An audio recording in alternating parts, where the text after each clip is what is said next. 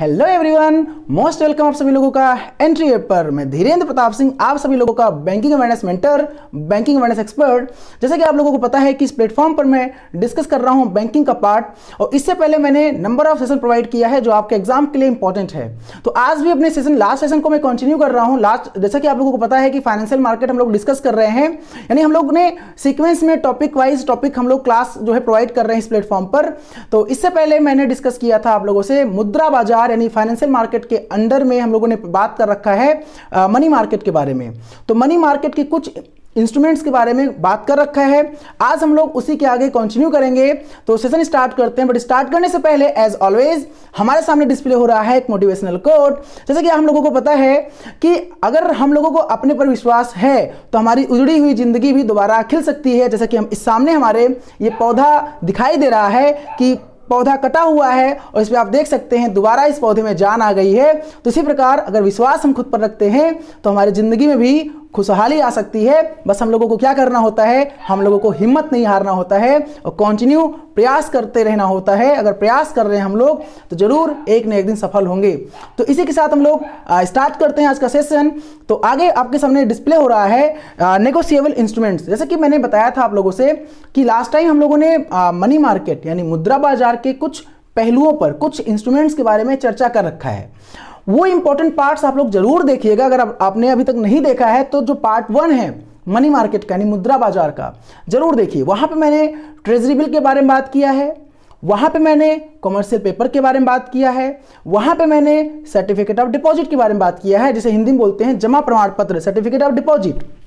ये ऐसे इंस्ट्रूमेंट्स होते हैं जिनके माध्यम से क्या होता है, जिनके माध्यम से मार्केट में फ्लो ऑफ मनी को कंट्रोल भी किया जाता है, जिनको खरीदा और बेचा जाता है, यानी कि जिससे फाइनेंशियल ट्रांजैक्शंस करी जाती है, जिन पर फाइनेंशियल ट्रांजैक्शन करी जाती है, वित्तीय लेन देन करी जाती है। मैंने फाइनेंशियल मार्केट पर लास्ट सेशन में कुछ चर्चा कर रखा है, आज उसी सेशन को मैं कंटिन्यू कर रहा हूं। तो आज हमारे सामने जैसा कि डिस्प्ले हो रहा है नेगोशिएबल इंस्ट्रूमेंट्स, इसको हम लोग हिंदी में पराक्रम में लिखित कहते हैं। नेगोशिएबल की बात करेंगे हम लोग। नेगोशिएबल इंस्ट्रूमेंट्स क्या है? एक मनी मार्केट का, मुद्रा बाजार का एक इंस्ट्रूमेंट है।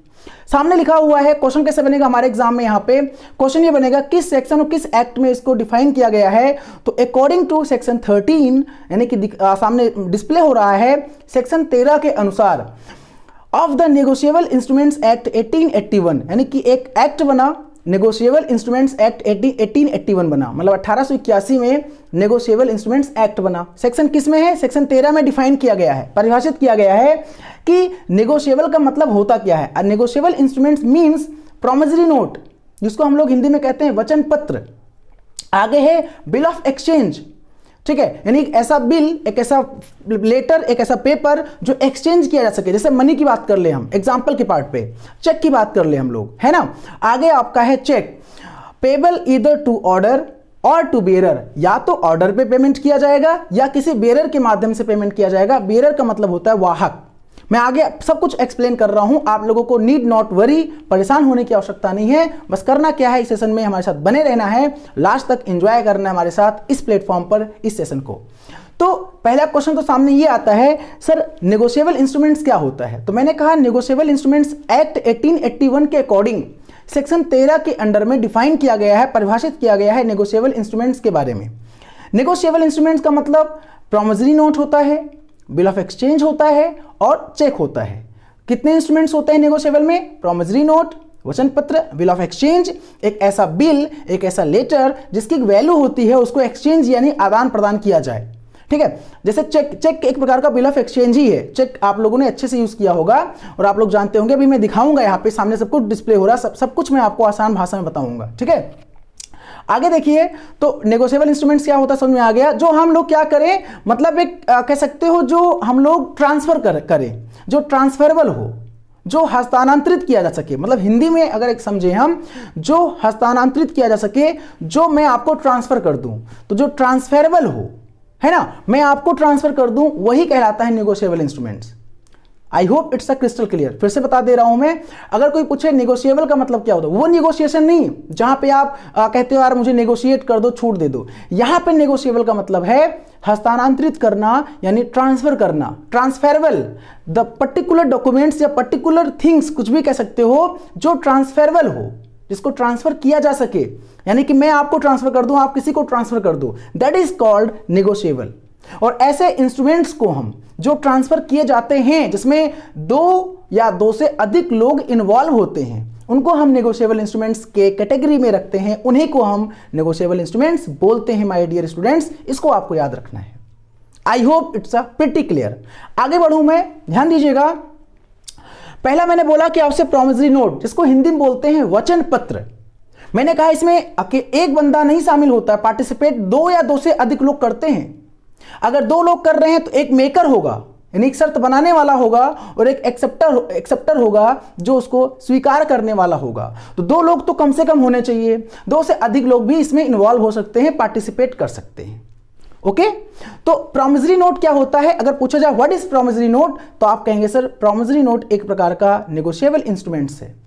क्या होता है? Is an instrument in writing not being bank note और अ करेंसी नोट। यहां पे बैंक नोट और करेंसी नोट के बारे में बात नहीं की जा रही है, एक वचन पत्र के बारे में बात की जा रही है।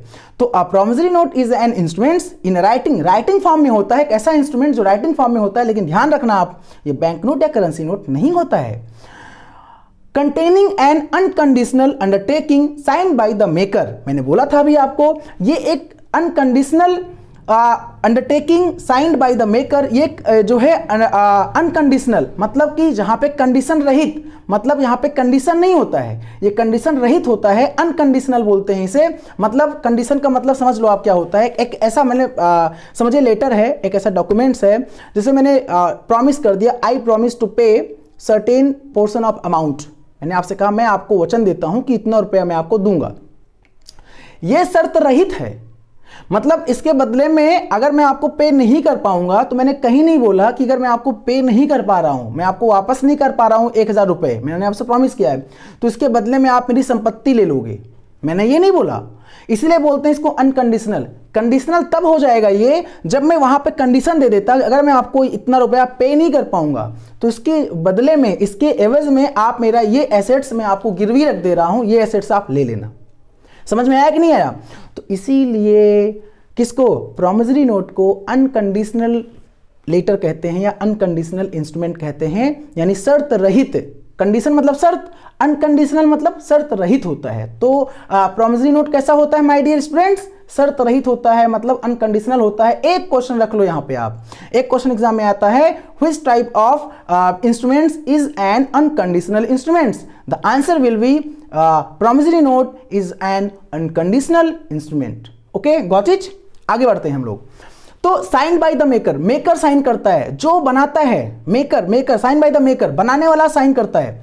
आगे लिखा हुआ है to pay a certain sum of money only to और to the order of a certain person और to the bearer of the instrument. मतलब इस पे साइन किया जाएगा और इस पे बोला केवल उसी व्यक्ति को दिया जाएगा मनी, यानी लिखा हुआ है certain sum of money only to और टू ऑर्डर पर या सर्टेन पर्सन को, किसी व्यक्ति को जो उस लेटर को लेके आएगा उसको पे किया जाएगा। मैं आपको एग्जांपल के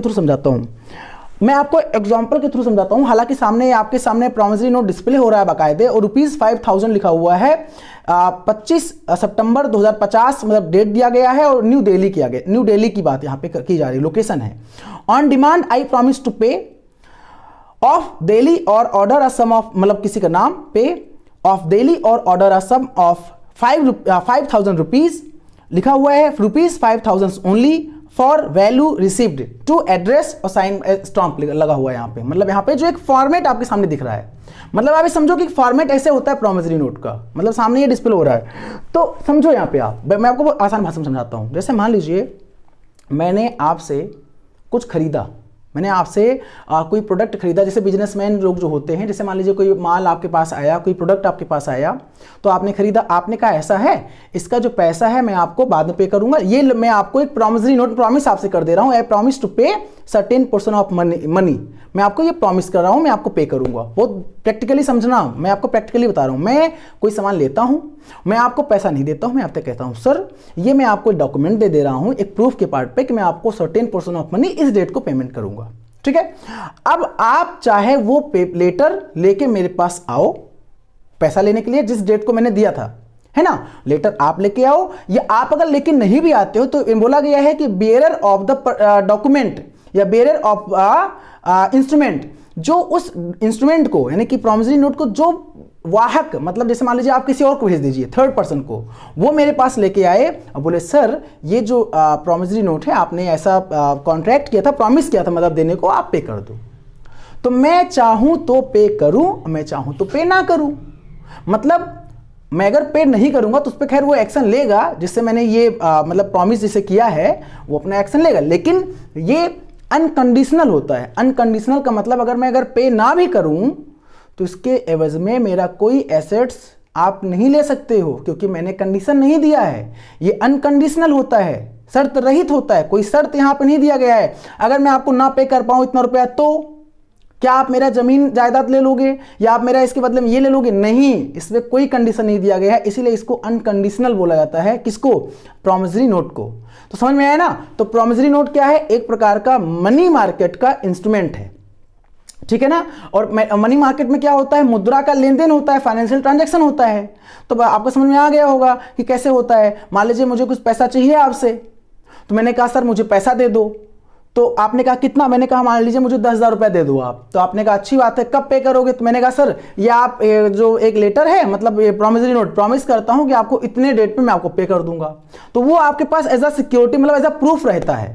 तो आप चाहो तो खुद लेके आ जाओ या किसी थर्ड पर्सन को भेज दो। जब थर्ड पर्सन को आप भेजोगे तो उसी को कहा जाता है बेरर ऑफ द इंस्ट्रूमेंट। मतलब बेरर मतलब वाहक, जो उस इंस्ट्रूमेंट को लेके मेरे पास आता है, मैं उसको पे कर दूंगा, वो आपको दे देगा।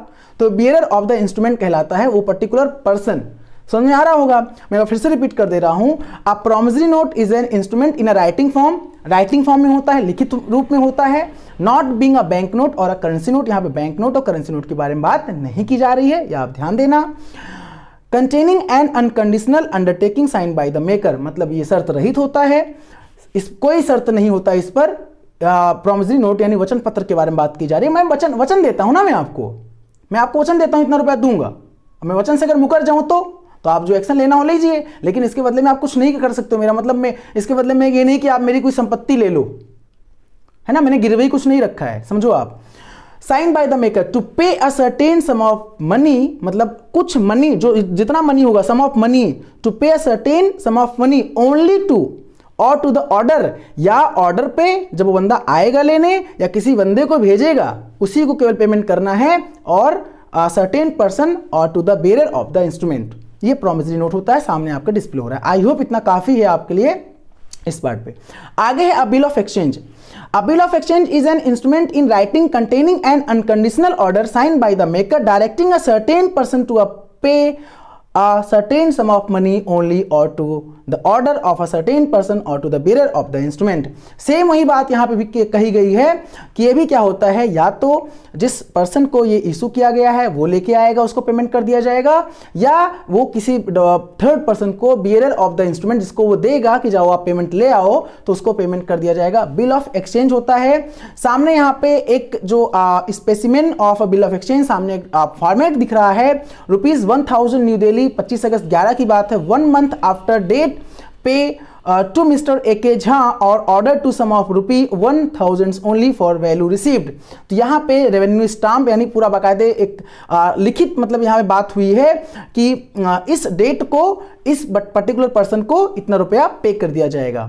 तो bill of exchange just like आपका जो होता है चेक, कह सकते हो चेक की तरह होता है। तो ये भी क्या होता है आपका, ये भी एक नेगोशिएबल इंस्ट्रूमेंट होता है, पराक्रम्य लिखित जो होता है, जिसे हम बोलते हैं हिंदी में पराक्रम्य लिखित नेगोशिएबल इंस्ट्रूमेंट को। तो आपका ये होता है लिखित में होता है, मतलब बिल ऑफ एक्सचेंज भी जस्ट लाइक वही आपका, ठीक है, यानी प्रॉमिसरी नोट। अच्छा, एक क्वेश्चन यहाँ पे मैं आपको बताना चाहता हूं, आपके एग्जाम में ये पूछा जाता है कि जो प्रॉमिसरी नोट होता है ये किस सेक्शन में डिफाइन किया गया है, प्रॉमिसरी नोट को किस सेक्शन में डिफाइन किया गया है। तो आपका आंसर हो जाएगा सेक्शन 4।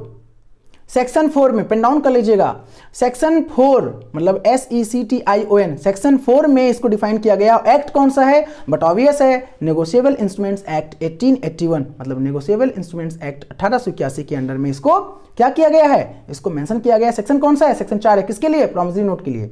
और बिल ऑफ एक्सचेंज के लिए सेक्शन कौन सा है, तो बिल ऑफ एक्सचेंज के लिए सेक्शन है 5 सेक्शन है, मतलब सेक्शन 5 नोट कर लीजिएगा। सेक्शन 4 प्रॉमिसरी नोट के लिए, सेक्शन 5 बिल ऑफ एक्सचेंज के लिए। आगे है सेक्शन 6 जिसको हम बोलते हैं चेक। आप लोग इससे परिचित भी होंगे। Cheque section 6 of the act defines, मतलब सेक्शन 6 एक्ट में डिफाइन किया गया है, परिभाषित किया गया है किसको, चेक को। A check is a bill of exchange drawn on a specified banker and not expressed to a payable otherwise than on demand। मतलब चेक भी एक प्रकार का क्या होता है, बिल ऑफ एक्सचेंज होता है। सामने चेक का एक फॉर्मेट दिख रहा है आईसीआईसीआई बैंक का, है ना। हर जो बैंक आपका होता है उस बैंक से आपको चेक इशू होता है, चेक मिलता है। जैसे आपने देखा होगा मूवी, मान लीजिए मैं एग्जांपल ले रहा हूँ गजनी का मूवी आपने देखा होगा, जब आमिर खान संजय सिंघानिया के रोल में जाता है, मतलब वहाँ पे तो वो जब बुलाती है एक्ट्रेस, मतलब आसिन जो होती है ना, बुलाती नहीं है वहाँ पे एक पार्टी में, देखा होगा तो मतलब सोचती है कि ये संजय सिंघानिया नहीं है, लेकिन एक्चुअल में वही होता है। तो रोल ऐसा कहती है कि आपको एक्टिंग करना है। तो वहाँ पे एक आती है, कहती है कि मतलब एक लेडी आती है, कहती है कि हम लोग एक आश्रम मतलब चलाते हैं पढ़ने के लिए, बच्चों के लिए, तो आप मुझे कुछ डोनेट कर दो। तो अपना चेक मतलब देखता है, तो चेक लेता है और चेक जो है क्या कर देता है, इशू कर देता है कि हाँ ठीक है आप इतना रुपया। तो सोचती है बगल में कि यार ये तो फर्जी कर रहा है, लेकिन वो एक्चुअल में चेक मतलब क्या होता है, जैसे आपके पास कैश नहीं है, आप कैश लेके नहीं चल रहे हो, तो आप चेक रखे हो, तो चेक आप किसी को क्या कर सकते हो, उसके नाम जारी कर सकते हो, इशू कर सकते हो, वो जाके बैंक से पैसा ले लेगा, विड्रॉ कर लेगा, पैसा आपके अकाउंट से निकल जाएगा, है ना। ये चीज़ होती है, लेकिन आपके अकाउंट में पैसा होना चाहिए। अगर आपके अकाउंट में पैसा नहीं है तो चेक बाउंस हो जाएगा। और चेक बाउंस होना लीगल नहीं होता, इलीगल एक्टिविटी में आता है चेक बाउंस होना। चेक बाउंस कब होता है, जब आपके पास सफिशिएंट फंड नहीं है और आपने, जैसे मान लीजिए आपके पास 9,000 फंड है, आपने 10,000 कर दिया निकालने के लिए, तो चेक बाउंस हो जाएगा। तो ये अच्छी मतलब एक्टिविटी में नहीं कंसीडर करी जाती है, लीगल मतलब नहीं होता है, इलीगल एक्टिविटी में कंसीडर करी जाती है चेक का बाउंस होना, है ना। चलो, तो अब एक चीज यहां पे और समझ लो, 3 पार्टी यहां पे होते हैं, 3 नाम सामने निकल के आते हैं, एक ड्रॉर, एक ड्रॉवी और एक पेई। यहां पे बहुत ध्यान से समझिएगा, ड्रॉर, ड्रॉवी और पेई 3 नाम निकल के यहां पे आते हैं, ठीक है। मैंने बोला क्या कि 3 नाम निकल कौन से आते हैं, ड्रॉर, ड्रॉवी और पेई। ड्रॉर का मतलब क्या होता है, one who makes the signature. Drawer मतलब जो चेक बनाता है। जो 3 पर्सन है, मान लीजिए मैं हूं, आप हैं, कोई थर्ड पर्सन है, मैंने चेक बनाया, मैं हूं, one who makes the signature, जिसने सिग्नेचर किया वो ड्रॉर कहलाता है, DRAWER, ड्रॉर। ड्रॉर मतलब one who makes the payment, one a person who makes the payment, वह व्यक्ति जो payment, who makes the signature, sorry, who makes the signature, not a payment, sorry, मैंने कहा a person, one who make the signature, वह व्यक्ति जो signature करता है, या कह सकते हो अकाउंट होल्डर, जो अकाउंट होल्डर होता है वो ड्रॉर कहलाता है। ओनर मतलब जो होता है, जो अकाउंट होल्डर होता है वो ड्रॉर कहलाता है। अगला होता है आपका drawee, one who makes the payment. One who makes the payment मतलब जो पेमेंट करता है वो ड्रॉवी कहलाता है। ऑलवेज बैंक ड्रॉवी होता है। मैं अगर मैं चेक इशू कर रहा हूं तो मैं चेक का क्या हूं, ड्रॉर हूं। ड्रॉवी जो होता है वो कौन होता है, ड्रॉवी जो होता है वो पेमेंट करता है, बैंक जो होता है ऑलवेज ड्रॉवी होता है। और एक होता है आपका payee, one who gets the payment, जो पेमेंट पाता है वो पेई कहलाता है। I hope it's a crystal clear. मैं फिर से रिपीट कर दे रहा हूं, 3 नाम नोट कर लीजिएगा, ड्रॉर, ड्रॉवी और payee. Drawer, one who makes the signature या account holder person is considered as drawer. वह व्यक्ति जो सिग्नेचर करता है या जिसके नाम का चेक होता है, जो चेक जारी करता है, जो मालिक होता है वो ड्रॉर कहलाता है। जो पेमेंट करता है वो ड्रॉवी कहलाता है, जैसे बैंक पेमेंट करेगा ना। और जो पेमेंट पाता है वो पेई कहलाता है, जैसे जो पेमेंट रिसीव करता है। जैसे मान लीजिए मैंने किसी को भेजा, मैंने आपको चेक दे दिया, आप जा रहे हो तो आप पेई हो जाओगे, या किसी आपको आप भेज रहे हो तो वो पेई हो जाएगा। लेकिन ऑलवेज ड्रॉवी कौन होगा, बैंक। ड्रॉर पेई हो सकता है, मैंने चेक जारी किया, मैं खुद जाके बैंक से निकाल सकता हूं, लेकिन ड्रॉवी नहीं होता है, ड्रॉवी हमेशा बैंक होता है, ठीक है ना। 3 लोग, ड्रॉर, ड्रॉवी और पेई। ड्रॉर मैं ड्रॉर भी हूं, मैं पेई भी हो सकता हूं, लेकिन ड्रॉवी कौन होता है, ऑलवेज बैंक होता है। तो इसको पेन डाउन कर लीजिएगा। चेक सामने डिस्प्ले हो रहा है। एक आपके सामने बेरर चेक होता है। बेरर चेक पे देखो हम सामने क्लिक है, मतलब टिक है बेरर चेक पे। बाकायदे डेट आप डालते हो, जिस डेट को आप जो डेट आप जारी करते हो, जिस डेट को चेक, वहां पे आप डेट डालते हो और बेरर पे क्लिक कर देते हो। अगर बेरर चेक है, बेरर चेक का मतलब it can be paid to anyone, मतलब बेरर चेक ऐसा चेक होता है, it can be paid to anyone, ये किसी को भी पेड किया जा सकता है। मैंने कहा it can be paid to anyone. मैंने चेक जारी किया आपको, आप किसी को दे दो, ठीक है। मैंने अगर बेरर चेक बनाया है तो वो पेमेंट उसको बैंक दे देगा, ओके। अगला है open cheque. It can be assign to anyone at any instance of time. It can be assign to anyone at any instance of time, मतलब एक प्रकार से कह सकते हो किसी को भी कभी भी असाइन किया जा सकता है। ओपन चेक मतलब खुला हुआ चेक, ये चेक के टाइप हैं, एक बिहेवियर चेक हो गया, एक आपका ओपन चेक हो गया। अगला आपका ऑर्डर चेक। ऑर्डर चेक का मतलब ये होता है कि it can be given to assign person, it can be given to assign person, ये केवल असाइन व्यक्ति को, मैंने अगर आपको लिख के दिया है, आपका देखो यहाँ पे बिहेवियर कट किया गया है, बिहेवियर या धारा को कट किया गया है किसमें, ऑर्डर चेक में, तो केवल जिसके नाम का चेक होगा उसी को पेमेंट मिलेगा, है ना। तो it can be paid to assigned person या गिवन पर्सन, इसी को पेड किया जाता है, बैंक उसी को पेड करेगा ऑर्डर, क्योंकि वहां सिग्नेचर होता है, ठीक है। और आप देख सकते हैं यहाँ पे में समवन चेक का पूरा फॉर्मेट है, पे में समवन मतलब किसी का नाम लिखा हुआ है, ठीक है। यहाँ पे बिहेवियर को कट किया गया है। रुपी में 1 करोड़ एंड 55,000 रुपये लिखा गया है किसमें, फिगर में, और यहाँ पे आप देख सकते हो डिजिट में लिखा गया है, मतलब वहाँ पे यूज किया गया है, वर्ड में लिखा गया है, और यहाँ पे आपका डिजिट में लिखा गया है 155 4 टाइम 0, ठीक है, 5 टाइम 0 यहाँ पे लिखा गया है, ठीक है, ओके। ये चीज देख सकते हो यहाँ पे आप। तो ये आपका 155 और 5 टाइम 0 की बात यहाँ पे कर रहा है, तो आपका 1 करोड़ एंड 55 लैक्स ओनली, मतलब इसकी बात की गई, ठीक है। आगे यहाँ पे देख सकते हो आप अकाउंट पे चेक, आपके सामने एक चेक है अकाउंट पे में क्रॉस कर दिया गया है समवन, मतलब क्रॉसिंग चेक होता है एग्जैक्टली ये अकाउंट पे चेक, तो वो सीधे एक अकाउंट में पे होता है, मतलब अकाउंट पे। एक्चुअली मैं आपको सामने दिखाना चाहता हूँ, देख लीजिए सामने आपके डिस्प्ले हो रहा है टाइप ऑफ क्रॉसिंग। क्रॉसिंग के 2 टाइप एक्चुअली होते हैं, क्रॉस मतलब कॉर्नर पे क्रॉस कर देना, सामने डिस्प्ले हो रहा है, एक जनरल क्रॉसिंग होता है, एक स्पेशल क्रॉसिंग होता है। जनरल क्रॉसिंग में क्या होता है कि नॉर्मली आप ऐसे मतलब क्या कर देते हो, आप डबल लाइन मतलब तिरछी लाइन जो है ऊपर आप कॉर्नर पे आप खींच देते हो, तो वो क्या होता है जनरल क्रॉसिंग कहलाता है, मतलब कि डायरेक्टली जो है अकाउंट में पे हो जाएगा, ठीक है ना। वहां पे लिखा हुआ ये अकाउंट पे नॉट नेगोशिएबल, मतलब जो नेगोशिएबल नहीं होगा, जो मतलब ट्रांसफर ना हो। जैसे मैंने अगर आपको इशू किया तो मैंने अगर डबल लाइन कर दिया ऊपर तिरछी, है ना, मतलब ऊपर कॉर्नर पे जैसे सामने डिस्प्ले हो रहा है नॉट नेगोशिएबल, तो ट्रांसफर नहीं होगा, वो आपको पेमेंट होगा केवल, है ना ये चीज। और अगर स्पेशल क्रॉसिंग किया गया है, मतलब सिक्योरिटी थोड़ी बढ़ा दी गई, जैसे मतलब चीजें क्या हो पाए, मतलब सिक्योरिटी पार्ट पे थोड़ी बढ़ा दी गई, मान लीजिए कोई खो गया आपका चेक या कोई पा गया तो उसको पेमेंट ना मिले, तो स्टेट बैंक ऑफ इंडिया, मतलब जैसे मान लीजिए स्टेट बैंक ऑफ इंडिया जिस बैंक का नाम है उसी बैंक में पेमेंट होगा, या साथ साथ कभी कभी क्या होता है बैंक के नाम के साथ साथ अकाउंट नंबर भी लिख दिया जाता है, तो वहां पे मैच कराया जाता है कि अकाउंट नंबर उसी बैंक का है, मतलब अगर मान लीजिए स्टेट बैंक ऑफ इंडिया और account number union bank of India का लिखा गया तभी पेमेंट नहीं होगा। स्टेट बैंक ऑफ इंडिया लिखा गया है, क्रॉसिंग मतलब जो डबल क्रॉस किया गया उसके अंदर में स्टेट बैंक ऑफ इंडिया, और अकाउंट नंबर अगर वो account number state bank of India का है तभी पेमेंट होगा। ये चीज देख लीजिए, ये भी नॉट नेगोशिएबल, ये भी ट्रांसफरेबल नहीं होता, लेकिन जनरल क्रॉसिंग से थोड़ा सिक्योर ज्यादा होता है। जनरल क्रॉसिंग मतलब नॉर्मल क्रॉसिंग हो गया, आपका स्पेशल क्रॉसिंग मतलब थोड़ा सिक्योरिटी कर दिया गया उस पर, मतलब वो अगर कोई पा भी जाएगा तो वो क्या होगा, वो उसको पेमेंट नहीं होगा, मतलब सिक्योरिटी ज्यादा है उसकी, है ना। जैसे आप क्या करो कि अपने घर की सिक्योरिटी बढ़ा दो, जैसे एक होता है नॉर्मली घर में चोरी हो सकता है, तो भाई वैसे भी तो कुत्ता उत्ता आप रख देते हो, पाल लेते हो, लेकिन अगर आपको डर है तो आप गार्ड रख लो और चीजें रख लो, मतलब सिक्योरिटी टाइट कर दो, तो बस वही है, यहाँ पे थोड़ी सिक्योरिटी टाइट करने के लिए स्पेशल क्रॉसिंग कंसीडर किया गया है। आगे है previous year questions based on memory, कुछ प्रीवियस ईयर के क्वेश्चंस हैं। In a cheque the amount written in figures is called, जो चेक पर फिगर में अमाउंट लिखा होता है उसे हम क्या कहते हैं, सामने लिखा हुआ है लीगल अमाउंट, काउंटर्ड अमाउंट, या कोर्टसी अमाउंट, या नंबर्ड अमाउंट, या बेरर अमाउंट, मतलब कॉर्टसी अमाउंट एग्जैक्टली। तो इसमें नंबर ऑफ अमाउंट के नाम दिए गए हैं। तो in a cheque the amount written in figures is called legal amount, इसे लीगल अमाउंट कहते हैं, ठीक है। आगे है draft is mentioned under the which section, draft को किस सेक्शन में मेंशन किया गया है, तो आप पेन डाउन कर लीजिएगा, ड्राफ्ट को 85A सेक्शन में मेंशन किया गया है। ड्राफ्ट भी जस्ट लाइक क्या होता है, जस्ट लाइक आपका जैसे आपने देखा होगा कुछ पेमेंट कोई सारे, जैसे मान लीजिए आपने किसी यूनिवर्सिटी में एडमिशन लेना है, किसी कॉलेज में लेना है, तो लोग कहते हैं हमको कैश नहीं चाहिए, हम लोग आप हमारे कॉलेज के नाम के ड्राफ्ट डीडी बना के दे दो, डिमांड ड्राफ्ट बोलते हैं, डीडी बोलते हैं, डिमांड ड्राफ्ट, है ना।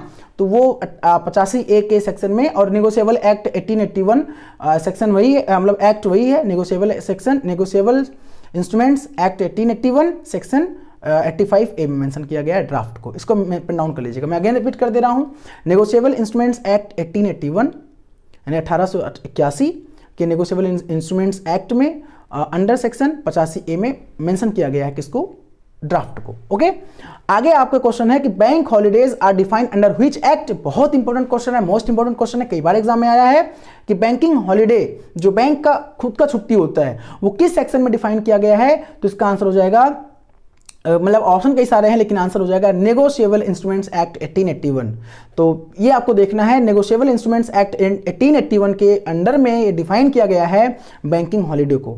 तो कई बार क्वेश्चन एग्जाम में बनता है बैंक हॉलीडे किस एक्ट में डिफाइन किया गया है, तो आंसर क्या देखो आरबीआई एक्ट है कि बैंकिंग, लेकिन अमूमन लोग क्या करते हैं बैंकिंग रेगुलेशन एक्ट मार देते हैं, टिक कर देते हैं, आरबीआई एक्ट मार देते हैं, लेकिन आपको ये नहीं करना है, आपको नेगोशिएबल इंस्ट्रूमेंट्स एक्ट 1881 करना है। ठीक है, ये कुछ क्वेश्चंस थे जो एग्जाम में पूछे गए हैं इस पार्ट पे। बाकी मैंने इंस्ट्रूमेंट्स को डिस्कस किया आपके सामने, फिर मैं रिपीट कर दे रहा हूं कि नेगोशिएबल इंस्ट्रूमेंट्स को डिस्कस किया।